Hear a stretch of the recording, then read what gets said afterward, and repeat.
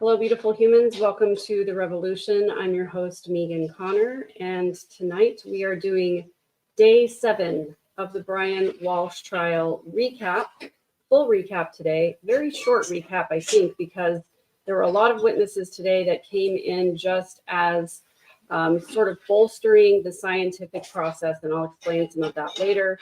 If you're new here, welcome to the channel. Please take a second to subscribe. And if you're not new, welcome back. Good to see you again. Glad you're here. If you're watching on the replay, please take a second to comment about what you think about the trial so far. I am coming into this, I came into it, I should say, on day 1 of the trial. The only thing that I knew about the trial was that there was a missing mom from Cohassett, Massachusetts, and that her husband was being charged with her redrum. That's the only thing I knew coming into this. And since then, I have found out a couple of things that probably I'm not sure if the jury is quite privy to. But other than that, I am trying to be very authentic about just having the juror experience. I'm not listening to any of the pretrial motions. I didn't listen to jury selection.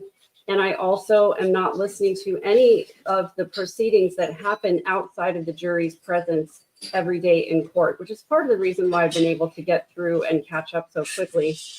But I digress. Great to see you, Easy Lizard, Finster, Stephanie Ferraro, McFunky. Always great to see you. Thanks for being here, guys. Again, as I said, this is going to be a relatively quick recap because there wasn't a lot of evidence that came in today. There was another video at the end of the day today, along with some receipts from purchases that Brian Walshe made, I believe, on January 4th. We're going to go over some of that evidence as well as DNA evidence. And I need just 1 second. Hey there, Miss Angry Seth. Good to see you. Stephanie Ferraro. I think I said hi to you already. Just making sure. 1 sec.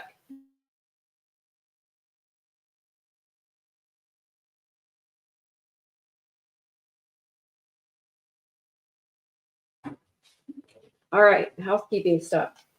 So again, I'm trying to keep an unbiased opinion. The judge every single day asks the jurors 4 questions. Have you spoken to anyone about the case? Have you done any research on the case? Have you stayed away from news and social media? And do you still have an open mind? And while, yes, I'm talking to you guys here about the case, you're not sharing any of the behind the scenes details with me, even though you may really, really want to. There is a free chat over on my Patreon where you can do those things. If you would like to speak to each other about the case and not reveal any details to me, I have a free trial chat over on my Patreon, and I'm not looking at it.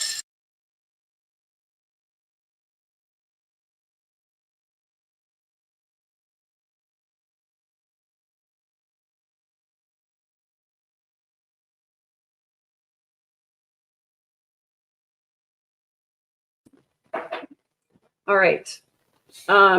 Miss Angry Stuff, I appreciate you restraining yourself, because what's going to happen is at the end of evidence, when it's all over with, I'm going to present my deliberations on what I think about guilt or innocence. And then my friend Kirsten is going to come on the channel, and she is going to tell me all of the things that are happening behind the scenes and get my real lifetime reaction. And I'm going to find out all the stuff that's been going on that I don't know about yet. And she's told me that she is dying to tell me what's going on. So I think that'll be probably a fun and exciting episode from a certain standpoint, I guess, from getting my reaction, but probably going to be, I'm a little bit terrified, not going to lie, about what she's going to tell me has been going on that I haven't known about. I can only imagine, having been a juror in, previous cases that I've covered, and not knowing some of this that's happening behind the scenes. So again, I'm trying to keep an open mind. Things don't look good so far for Brian Walshe. I think I said yesterday, or in yesterday's recap, that the only thing that's going to convince me or give me any kind of a reasonable doubt is if Brian Walshe gets on the stand himself and tells us exactly why he behaved the way that he did and why he did some of the things that he did.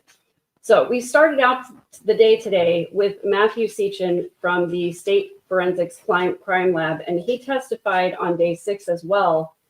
And he brought in a lot of the evidence about the material that was collected at the Walshe home and all of the things that tested positive for blood. At the end of the day, on day 5, I believe it was, I did a comprehensive timeline of exactly what Brian Walshe was doing throughout this entire process from December 25th all the way up until the day that he was arrested. And I'm going to clip that out for you guys so that you can have it. I know I said I was going to do that yesterday, but I just ran out of time. Hey there, Insightful One. Great to see you. So Matthew Sechin was on the stand at the end of the day on day 6, again, testifying to all of those things that tested positive for blood. But then he preserved a lot of those samples and sent them off for DNA sampling. So we're going to hear some of that testimony come in today. But first, cross-examination. Now, I do have to give this attorney some credit because he is doing a good job of trying to poke holes in the things that the prosecution is presenting. And he makes some decent arguments from time to time. However, there are some times, like yesterday morning, when I was very frustrated with him because he was trying to argue things that just were absolutely inane and had no place in a court of law as far as I'm concerned. I was confused, and maybe there was some kind of an agreement stipulation between the parties that he was going to be allowed to ask questions about imaginary scenarios of sudden unexpected death. That drove me absolutely nuts. But this was his cross-examination of the state police forensics crime lab investigator, Matthew Sechin.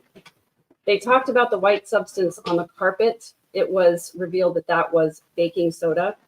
And then the defense attorney said, did you realize that there were some items that were never opened, like bottles of hydrogen peroxide and a bag of rags that was never opened or never used? And he said, yes, so he was aware of that. Specifically, in the cabinet where the knife was found, did he realize that there was a bottle of hydrogen peroxide that was unused? And forgive me, I have in my notes H2O2.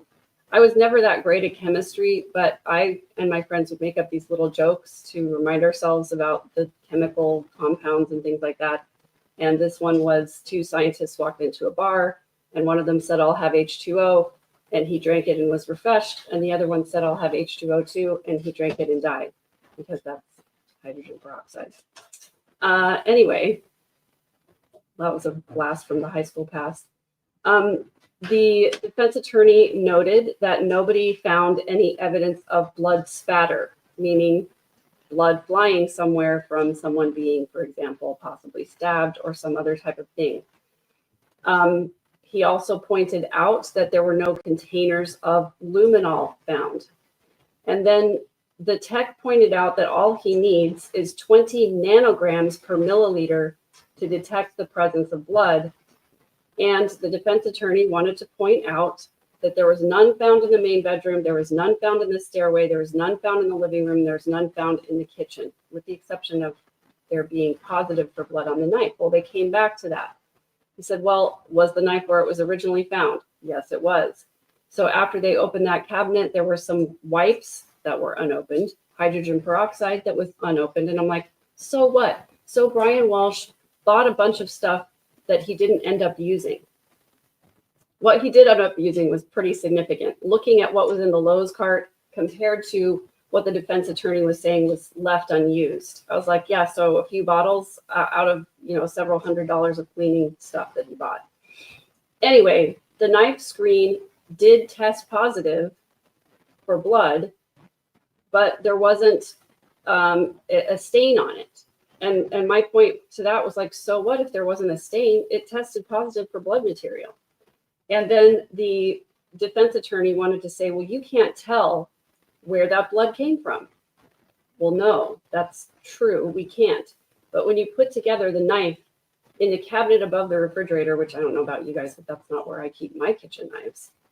And you put that together with the searches that Brian Walshe did about how do you get blood off of a knife? And if you put blood through the dishwasher and put a knife through the dishwasher, does it remove the DNA?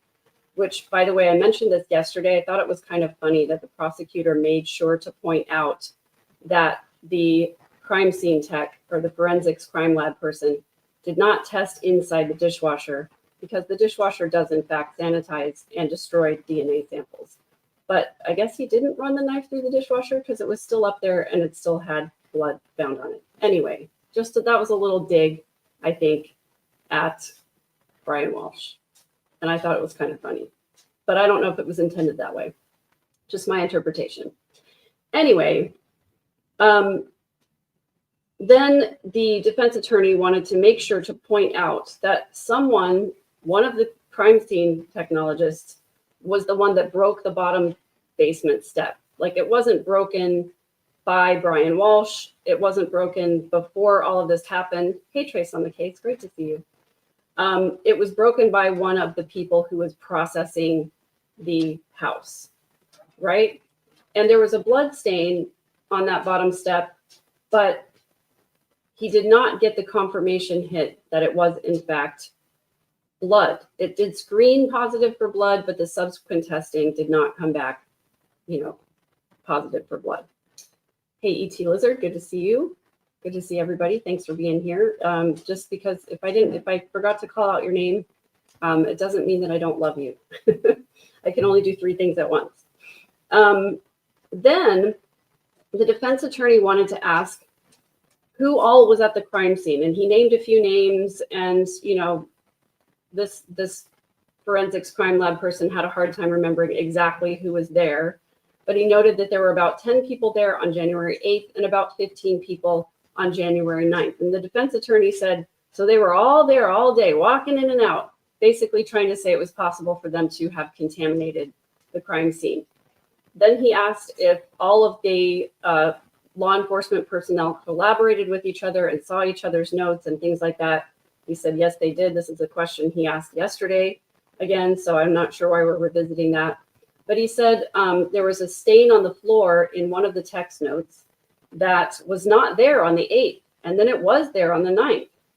And so he, the person testifying went to look through the other trooper's report and basically said that didn't really refresh his memory about whether the stain was there on one day and not there on the other day, but he was fairly certain the stain that he collected was, it was legitimate, and the other trooper didn't necessarily note that the stain wasn't there. Again, he's kind of grasping at straws here. He's doing his job, trying to poke holes in whatever evidence does get presented. But once the DNA comes in, it's not going to really matter that much. Just hang on for that one. It's coming. Then he noted that the defense attorney noted that the forensics crime lab person took great pains to collect cells from the inside of the slippers, avoiding trying to collect blood at the same time. And he said, isn't that kind of hard to do?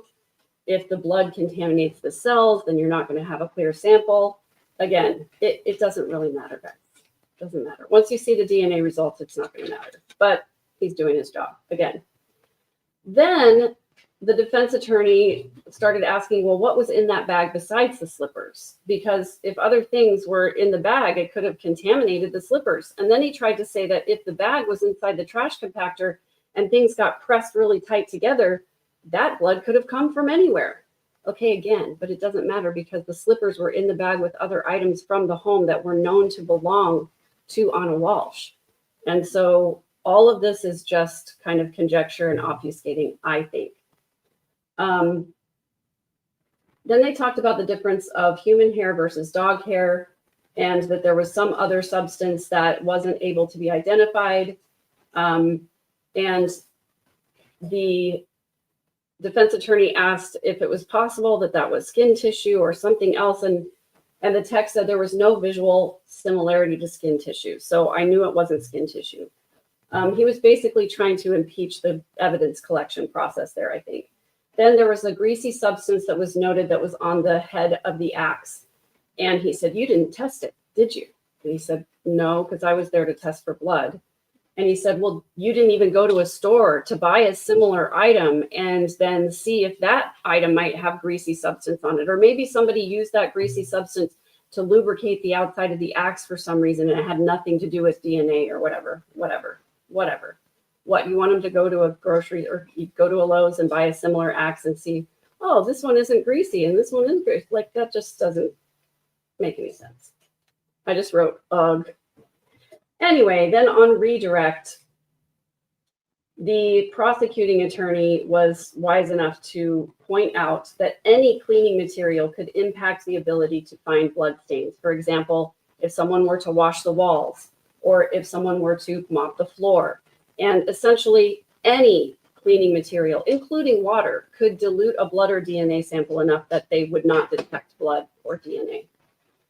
And hydrogen peroxide was particularly pointed out as one of those things that could destroy blood and or DNA samples. Also extreme heat.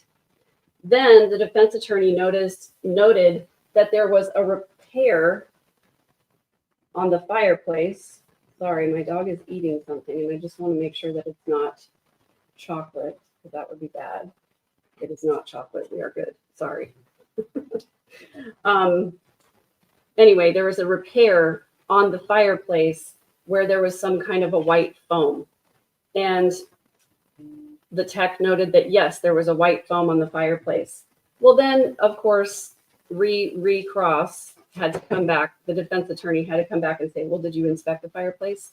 So how did you know? No, you didn't. So how do you know that that foam wasn't just placed there as a deterrent against a child hitting their head on the brick or something like that? And he's like, dude, I don't know. That wasn't my job. I was there to test blood. Leave me alone. So then we're done with that guy.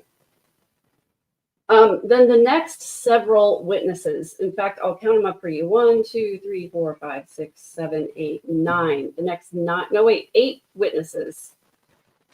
Sorry, the next 7 witnesses were all forensic scientists from the state crime lab.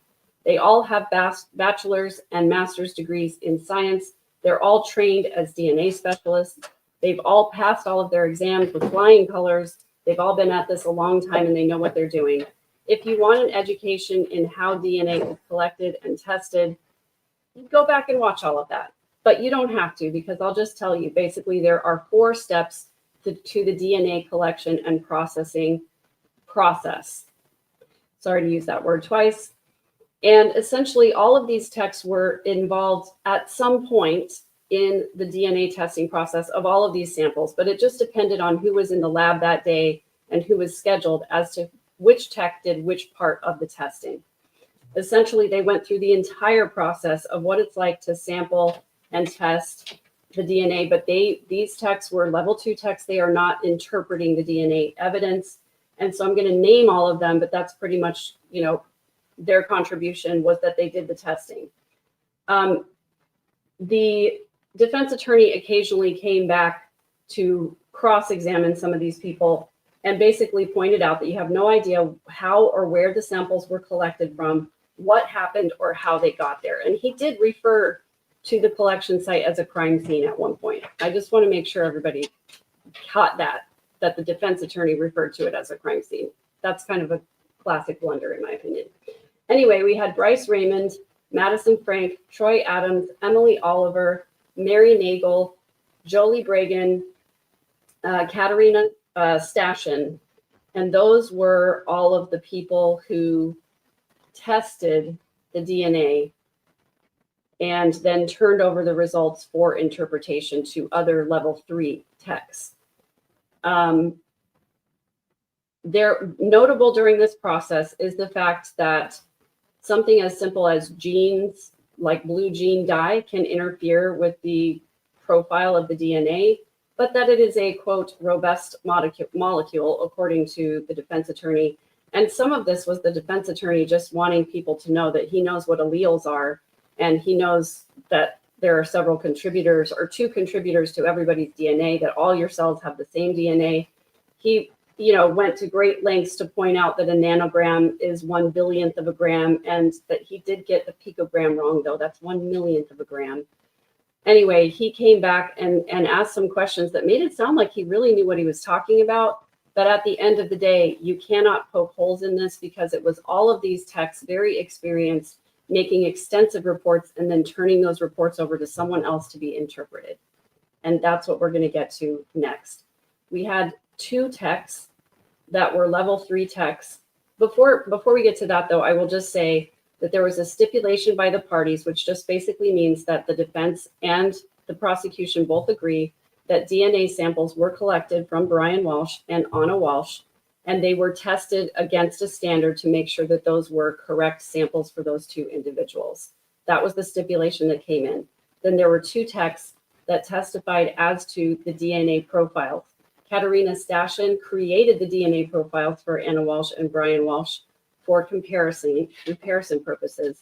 And then, I'm going to get this name wrong, Danan Salium. I know I got it wrong because I was outside putting up Christmas lights and I was scribbling in the dark, and I know I got it wrong. I apologize. I butchered her name. Anyway, I'm going to list for you just a few things very quickly that were tested for DNA and the profiles that showed up. She wanted to make sure to let us know, again, she can't tell how the DNA got there. She doesn't know what type of what type of cells the DNA came from. All she's doing is comparing the report of the standard for the Ana Walshe and Brian Walshe DNA to the samples. And here we go. Some of you, those of you who've been following, will be very familiar with these items that the DNA was found on. The dark gray slippers, the ones that had hair and blood material pretty much all over them. There were 3 contributors. One was Ana Walshe and one was Brian Walshe, and an undefined 3rd contributor. The next was a stain on the top of the slipper, positive for, again, Ana Walshe, Brian Walshe, and 1 unknown contributor. Then the interior sleeve of the Tyvek suit that was found. Again, 3 contributors, Ana Walshe, Brian Walshe, and 1 undefined. Then the exterior left pant leg of the Tyvek suit. Ana Walshe only. Brian Walshe was excluded from that DNA sample. Then the interior right sleeve of the Tyvek suit. 2 contributors, Ana Walshe and Brian Walshe. And again, when they compare DNA samples, they like to say how likely it is that that they're correct about this. And it's usually somewhere around, like the lowest number is 1 in 1 quintillion, which is a 1 with 18 zeros against it. And yes, to answer your question, ET, I will be joining Tuesdays with Tim tonight as soon as I'm done. Again, this isn't going to last that much longer. I've got a few more items of DNA samples and 1 video that we're going to watch with the receipt, and that's going to be it. Now, just to say the 3rd contributor, okay? 3rd contributor can come from anywhere. It can come from, rubbing up against something that other DNA samples are on. Also, I 100% have DNA on me from all of the individuals that I've interacted with today, except that I have washed my hands. So anybody I shook hands with, I probably will no longer have their DNA on me. But for example, if you're carrying a kid to bed, you're going to have DNA transfer, you're going to have hair transfer. If you live in the same house with people, there's going to be all of those contributors are possible for you to come into contact with. Okay, moving on. There was a sample of possible human tissue that was taken from one of the trash bags that had 1 contributor. It was Ana Walshe. There was a sample taken from the basement floor that had 2 contributors, and it was Ana Walshe, but Brian Walshe was excluded from that. The hacksaw blade, 1 contributor, Ana Walshe. The hacksaw handle, 1 contributor, Ana Walshe. The white towel, the one that we saw that was pretty splattered, 1 contributor, Ana Walshe. All of these with 1 contributor, Brian Walshe was excluded from being a contributor. That means that there was no possible way that his DNA was on it. The hairs in bag 4, 1 contributor, Ana Walshe. Hi there, Diane Al, good to see you. The stain from the rug, 1 contributor, Ana Walshe. The head of the hatchet, 1 contributor, Ana Walshe. Again, Brian Walshe excluded from all those. The hatchet handle, 2 contributors, 1 definitively Ana Walshe, and the other had too low of a data level to be able to tell whose DNA it was. She noted that there are up to 26 locations that they can look for a DNA match. And she said they need at least 3 to definitively come up with a contributor. And so in this sample, there were fewer than 3 locations. And finally, the tape and the gauze that came out of one of the trash bags, and Ana Walshe was excluded from that. And it was definitively Brian Walshe's DNA. So that is all for the DNA evidence. And the last witness of the day was, I just didn't write his name down, but we'll find out here in just a second, the TJ Maxx guy. Some of you will remember that Brian Walshe visited a TJ Maxx in, I want to say Swampscott. I could be wrong about that. I'd have to go back and look, but we're going to find out right now because we're going to watch just a portion of this video. It goes by pretty quickly, and then we're going to see the receipt from that purchase. If I can get to the correct tab.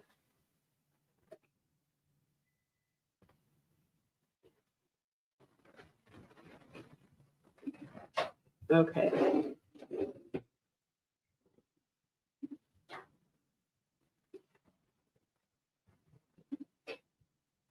Here we go. Now, Mr. Roddy, the date and time at the bottom for home goods. I apologize. I'm always on, well, this time I was on 2.5. Accurate, or are they off in any way? No, those are accurate. Ms. Gilman, if you could press play.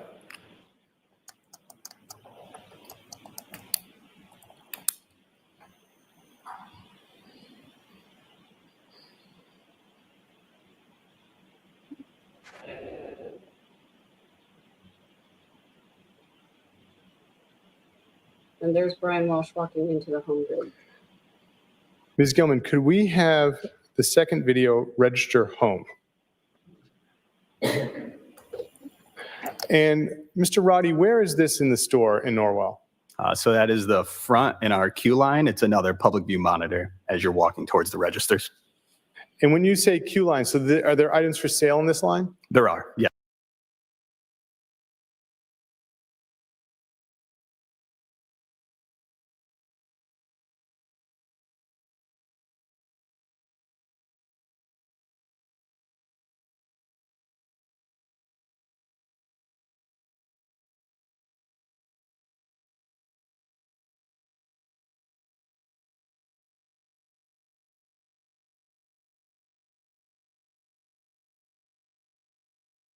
Sorry, just realized I was muted. I sped it up so we can get through this because it's fairly straightforward, but I noted that in his shopping cart, which it's hard to see from this angle, but as he was coming down the aisle, you could see a longer rug and 2 shorter rugs, perhaps like a hallway runner size. And this is really just him checking out. But because of the placement of this monitor right here, it's harder to see what's actually in the shopping cart. And so we're just going to kind of speed through this because we'll be able to tell from the receipt what was actually purchased.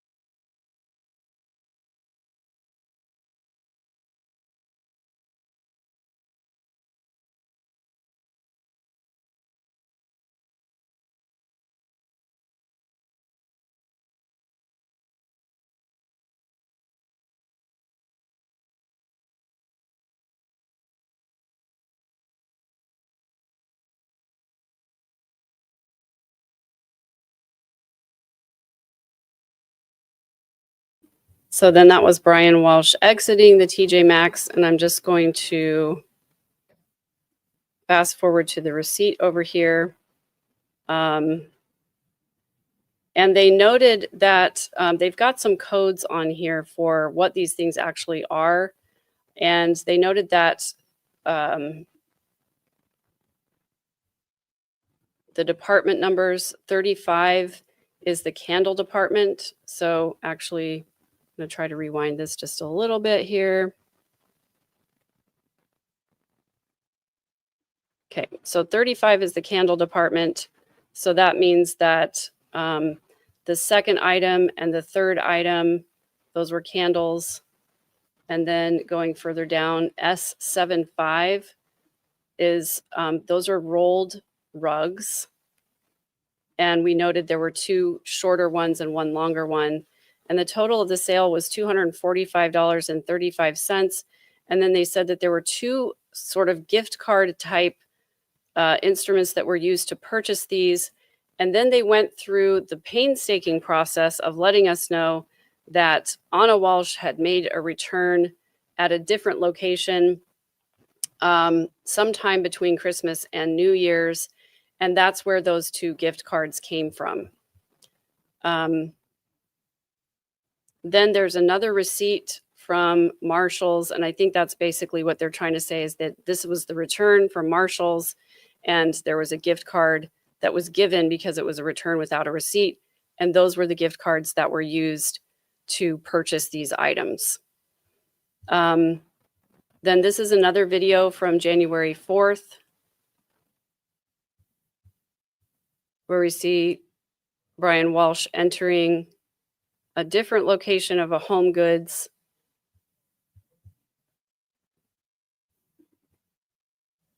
And so 9:57 a.m. on January 4th. And then this is him again checking out at the register. And he's buying basically towels and bath mats, which we're going to see from this receipt. They're going to show us.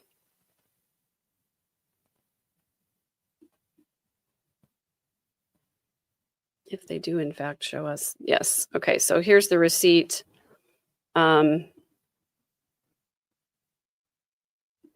It looks like some towels and then a couple of children's toys. And I'm